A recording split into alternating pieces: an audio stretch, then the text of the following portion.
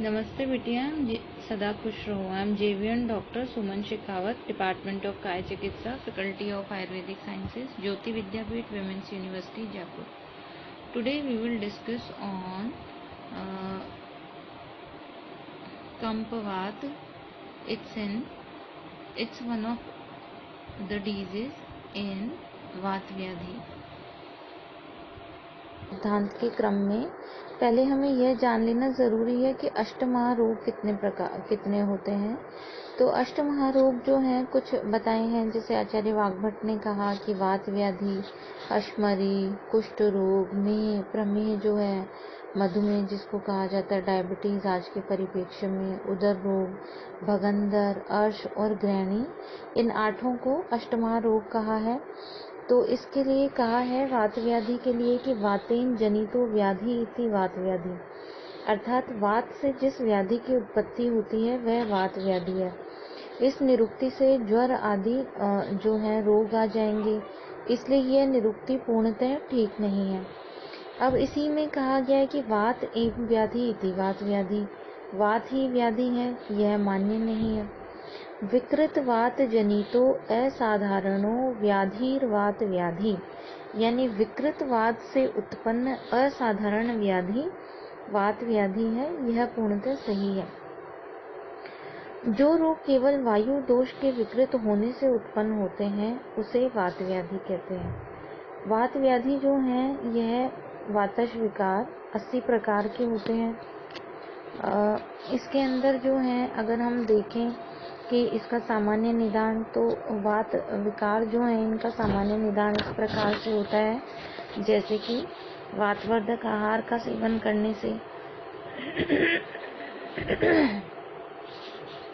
जैसे रूक्ष, शीत, लघु, कटु, तिक्त कषाय, अल्प मात्रा में, खर, विशद, उपवास विरुद्ध असात्म्य आहार का सेवन करने से, ये सभी वातवर्धक आहार हैं। अगर हम वातवर्धक विहार की बात करें तो इसमें वेग धारण, भय, शोक, चिंता, अति मैथुन, रात्रि जागरण, अति व्यायाम, अति पैदल चलना, उच्च भाषण, अधिक भार उठाना, ये सभी वातवर्धक विहार हैं। मार्गावरोध अर्थात वायु के मार्ग में अवरोध, धातु क्षय, रसादी धातुओं का क्षय, किसी रोग के कारण अतिकृश हो जाना, यह भी वात व्याधि की उत्पत्ति कर सकता है। दोष या धातु का आवरण, आम दोष के कारण पंचकर्म सम्यक प्रकार से ना होना। अगर हम संप्राप्ति की बात करें तो जो अभी हमने निदान डिस्कस किए, वो निदान का सेवन करने से वात का प्रकोप होता है। यह प्रकोपित वात व नाड़ियों की क्रिया सम्यक प्रकार से नहीं होती प्रकोपित वात के कारण, तो इसकी वजह से या तो वात के कर्मों की वृद्धि होती है या वात के कर्मों का ह्रास होता है। अगर वात के कर्मों की वृद्धि होगी तो आक्षेपक, कंपवात आदि रोग होंगे। अगर वात के कर्मों का ह्रास होगा तो पक्षाघात आदि रोग होंगे। वात जो है आयुर्वेद के अंदर 5 प्रकार की वायु बताई गई हैं: प्राण वायु, उदान वायु, समान वायु, व्यान वायु एवं अपान वायु। अगर हम प्राण वायु की बात करें तो प्राण वायु का स्थान होता है सिर। इसके अतिरिक्त हृदय, फुफ्फुस, कंठ आदि भी इसके स्थान हैं। इसकी विकृति में फुफ्फुस व हृदय के रोग होते हैं। अगर हम उदान वायु की बात करें तो इसका मुख्य स्थान होता है कंठ एवं फुफ्फुस। इसकी विकृति से श्वास संबंधी कंठ रोग होते हैं। अपान वायु, इसका मुख्य स्थान ग्रहणी है। इसकी विकृति से ग्रहणी, उदरशूल, अनहा, अतिसार आदि रोग होते हैं। व्यान वायु, यह हृदय व सर्व शरीरगत व्याप्त रहती है। इसकी विकृति से दुर्बलता, कृशता, मांसपेशी क्षय आदि रोग होते हैं। अपान वायु, इसका मुख्य स्थान नाभि के नीचे है। इसकी विकृति से मूत्रकृच, मूत्राघात, अश्मरी, अर्श, गर्भ की असम्यक प्रवृत्ति आदि रोग होते हैं। इसी प्रकार से जो है हम अगर वात व्याधि देखें तो वात व्याधि ऐसी व्याधि होती हैं जिनका कोई पूर्व रूप नहीं होता, अर्थात ये जो व्याधियां हैं इनका सीधा लक्षण प्रकट होता है। जैसे कुछ व्याधियाँ होती हैं पक्षाघात, तो सीधे लक्षण आते हैं उस पक्षाघात में। अगर किसी को पैरालिसिस होगा तो सीधे सिम्टम देखने को मिलेंगे। इसी प्रकार से किसी को अगर सियाटिक ग्रंथि जन्य पेन है तो सीधे लक्षण देखने को मिलेंगे। ऐसा नहीं है कि पहले पूर्व रूप आएगा और फिर लक्षणों की उत्पत्ति होगी। अगर हम जो है इसकी वात व्याधि की बात करें तो व्यक्त लक्षण ही इसका पूर्व रूप होता है। इसका पूर्व रूप जो है वो अव्यक्त है और व्यक्त लक्षण ही इसके रूप होते हैं। वात व्याधियों के अगर सामान्य लक्षण की बात करें तो संधियों में जकड़ाहट होना, अस्थि भग्न होना, संधि विच्युति, अपने स्थान से संधियों का हट जाना, अंगों का शोष हो जाना, लंगड़ापन, पंगुता, कुबड़ निकल आना, अनिद्रा होना, शुक्र का नाश होना, गर्भ का नाश होना, रज का क्षय होना, अंगों में सूनापन आना, अंगों में फड़कन होना, सिर में जकड़ाहट होना, गर्दन का टेढ़ा हो जाना या अंगों में सुई चुभने के समान वेदना का हो जाना। इस प्रकार से इसके लक्षण बताए गए हैं। अगर हम वात व्याधि के आवरण देखें कि किस प्रकार के जो है आवरण जन्य इसके अंदर दोषों की दृष्टि होती है, तो आवरण के कारण वात के जो है दोष धातु और मल के 22 आवरण बताए गए हैं और वात के परस्पर आवरण भी 20 बताए हैं, यानी वात का ही वात के द्वारा आवरण। इस प्रकार से जो है वात व्याधि की अगर हम देखें कि ये जो कंडीशंस हैं इनमें किस तरह के चिकित्सा उपक्रम का प्रयोग किया जाता है, तो वात व्याधि चिकित्सा के सिद्धांत व अगर चिकित्सा सूत्र देखें तो इसमें स्नेहन, स्वेदन, संशोधन, नस्य, धूमपान, रसायन प्रयोग, आवरण में उपचार, इनका प्रयोग करते हैं। जैसे वात व्याधि में अगर हम स्नेहन की बात करें तो स्तब्धता रहित वात विकार में घृत, तेल, वसा, मज्जा के बाह्य एवं आभ्यंतर प्रयोग से स्नेहन कराना चाहिए। स्नेहन में स्तब्धता रहित वात विकार में घृत, तेल, वसा और मज्जा के बाह्य व आभ्यंतर प्रयोग से स्नेहन कराना चाहिए। अगर हम स्वेदन की बात करें तो सम्यक स्नेहन के बाद स्वेदन कराना चाहिए। अगर हम स्वेदन के लाभ देखें तो जैसे अंग मृदु हो जाते हैं, दोष जो होते हैं वे शाखा से कोष्ठ में आने पर ही उन्हें आसानी से शरीर से बाहर निकाला जाता है। इसमें जो है स्नेहन स्वेदन के पश्चात विरेचन, आस्थापन, अनुवासन, बस्ती का प्रयोग करना चाहिए। बस्ती वात रोगों के लिए सर्वश्रेष्ठ उपचार है। वात का मुख्य स्थान पक्वाशय है और बस्ती द्रव्य जो है वहीं पर वात को नष्ट कर देते हैं। नस्य, धूमपान, रसायन प्रयोग, आवरण के अंदर उपचार, इस प्रकार से जो है वात व्याधि की चिकित्सा की जाती है। अभी ये वात व्याधि में ही हम गृद्धसी रोग के बारे में आज जानेंगे और भिन्न भिन्न प्रकार के जो है गृद्धसी, पक्षाघात, खंच पंगु, कोष्ठुक शीर्ष और बहुत सारे जो वात रोग हैं, रक्तगत वात, मांसगत वात, मेदोगत वात, विभिन्न वात व्याधियों के लक्षण जो है हम पढ़ेंगे। इसको लक्षणों के आधार पे, इसके जो कारण हैं उनके आधार पे आज के परिप्रेक्ष्य में मॉडर्न साइंस से अगर कोरिलेट करते हैं तो पार्किंसोनिज्म डिजीज से इसको कोरिलेट करेंगे। तो सबसे पहले जो है हम इसके निदान पढ़ेंगे। कंपवात के निदानों का संहिताओं में, आयुर्वेदिक टेक्स्ट में जो कारण है उनका कुछ इस प्रकार से वर्णन है कि जो भी वातकारक आहार और विहार हैं जो अत्यधिक जो है वात का वर्धन करने वाले होते हैं, जैसे कि जो है अकाल भोजन, क्रमित आहार का सेवन, असमय जो आहार का सेवन करते हैं या कम मात्रा में आहार का सेवन करते, रुक्ष आहार विहार का सेवन करते, विरुद्ध आहार का सेवन करते हैं, या अत्यधिक जैसे व्यायाम करना जो है और अध्वगमन जो है पैदल चलना, इस तरह की चीज़ें जो हैं ये वात की वृद्धि करती हैं और इन्हीं से जो है कंपवात रोग की उत्पत्ति होती है।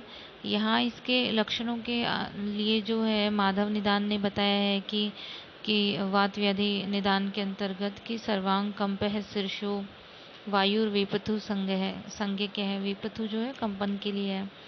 ठीक है। तो सर्वांग में कंप यानी पूरे शरीर के अंदर कंप होना या फिर केवल सिर के अंदर कंप होना, ये कंपवात के लक्षण हैं। इसकी चिकित्सा अगर हम देखें तो स्वेदन, स्नेहन, भ्रंगण चिकित्सा, रसायन चिकित्सा, इस तरह की चिकित्सा का इसके लिए वर्णन आया है। अब इसी के क्रम के अंदर हम देखते हैं पार्किंसोनिज्म डिजीज, जिससे इसका कोरिलेशन किया गया है। तो पार्किंसोनिज्म डिजीज जो है is a long term disorder of the cerebral nervous system that mainly affect the motor system. That symptoms generally aim on slowly over time. Early in the disease, the most obvious are shaking, rigidity, slowness of movement, and difficulty of the walking. Classification of Parkinsonism is primary or idiopathic, secondary or acquired, hereditary Parkinsonism, Parkinson plus syndrome, or multiple system degeneration. The sign and symptoms of Parkinson disease basis on the motor and non-motor sign and symptoms. Motor symptoms are tremor, rigidity, slowness of movement, postural instability, and tremor, rest tremor, and disappearing with voluntary movement and sleep. Thumb and index finger touch.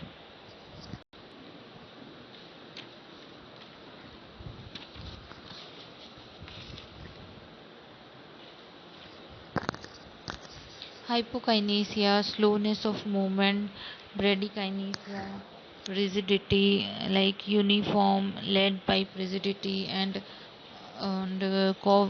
cogwheel rigidity you can see, and postural instability is leading to impaired balance and frequent falls.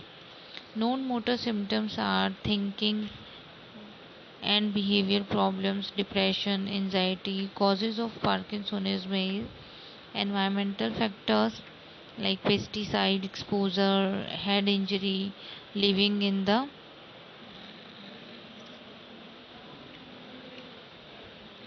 rural environment, and drinking of well waters. Genetic causes are some hereditary. The motor symptoms of the disease results from the death of the cell in the substantia nigra, a region of midbrain. This results in not enough dopamine in these areas. The reason for this cell death is poorly understood but involves the buildup of protein into Lewy bodies in the neuron. Diagnosis mainly based on symptoms, neuroimaging being used to rule out the disease.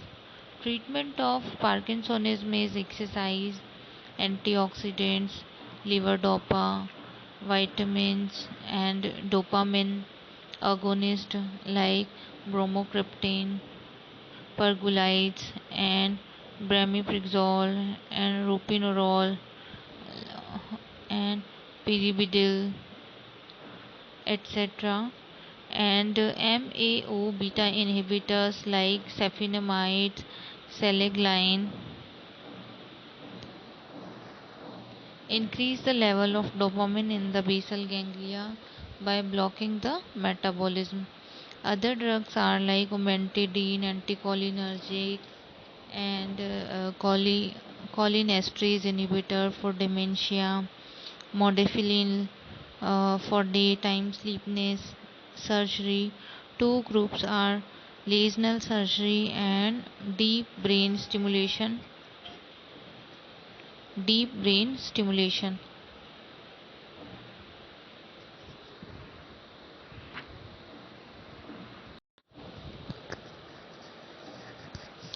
Lesional surgery and deep brain stimulation. We can do in Ayurveda. If we are talking about the treatment of Ayurveda in Kampavad, then we can say स्नेहन, स्वेदन, भ्रंगण चिकित्सा and रसायन चिकित्सा। वात शमनार्थ जो चिकित्सा है वो हमें यहाँ प्रयोग करनी चाहिए। जैसे स्नेहन के लिए हम महानारायण तेल से अभ्यंग करा सकते हैं। अभ्यंतर स्नेह के रूप में हम घृतपान दे सकते हैं या बस्ती जो है रोगी को प्रयोग करा सकते हैं। इसके लिए हम जो है कर्मकाल योग तीनों प्रकार से बस्ती दे सकते हैं पेशेंट को, या फिर मात्रा बस्ती दे सकते हैं। ये पेशेंट और डिजीज़ जो है उसकी सिवियरिटी के ऊपर डिपेंड करता है। पेशेंट को स्नेहन के पश्चात स्वेदन कराना चाहिए। भ्रंगण चिकित्सा जो है वह रोगी को देनी चाहिए। जैसे हम पेशेंट को जो है श्वेदनाथ पत्रपिंड श्वेद करा सकते हैं। और जो है जिस भ्रंगण चिकित्सा के लिए, रसायन चिकित्सा के लिए पेशेंट को कौशपाक या फिर नारसिंग चूर्ण, अग्नितुंडी, वट्टी, बलारिष्ट इनका प्रयोग करा सकते हैं। अगर रोगी कोष्ठबद्धता से ग्रसित है, अजीर्ण है, पेशेंट को हरित के चूर्ण जो है वो पेशेंट को चलाया जा सकता है। ये जो कारण जिस प्रकार मैंने आपको बताया अभी हमको बात की कि जैसे ट्रॉमा कोई हो, हेड इंजरी, आयुर्वेद के अंदर तो वातकारक आहार विहार बताए, जिसके अकॉर्डिंग मैंने आपको शमनार्थ चिकित्सा भी बताई। और मॉडर्न साइंस के अकॉर्डिंग अगर हम देखें तो यहाँ जैसे ट्रॉमा, हेड इंजरी हो सकता है, कार्बन मोनोऑक्साइड इंटॉक्सिकेशन हो सकता है, पोस्ट एंसेफेलाइटिक पार्किंसोनिज्म हो सकता है, कुछ इडियोपैथिक कॉजेज हो सकते हैं like paralysis, agitation and like metallic poisoning हो सकती है, जिसमें ड्रग्स जैसे रिसरपीन या फिनोथिएजाइड या हेलोपेरिडोल एट्सेट्रा, ये सभी कारण की वजह से अभी अभी जैसे मैंने बताया आपको कि सब्सटेंशिया नाइग्रा और लेवी बॉडी में उपस्थित जो डोपामिनर्जिक न्यूरॉन्स हैं जिनमें कि मेलानिन होता है उनका क्षय हो जाता है, डीजनरेटिव चेंजेस आते हैं, जिसकी वजह से रोगी को क्या होता है, ट्रेमर्स होता है, रिजिडिटी होती है, या जो एक तरह का मसल्स के जो एक्शन है वो प्रॉपर नहीं हो पाते हैं और रोगी को पार्किंसोनिज्म की उत्पत्ति हो जाती है, जिसके अंदर जो है इस तरीके से ट्रीटमेंट करना चाहिए। Thank you. I hope you all are satisfied with this session. If you feel any kind of problem with this session, please mention it in comment box. This session is powered by 2.0 digital version, Jyoti Vidyapeeth Women's University, Jaipur. Please mention your problems in the comment box. I will resolve it soon. Thank you.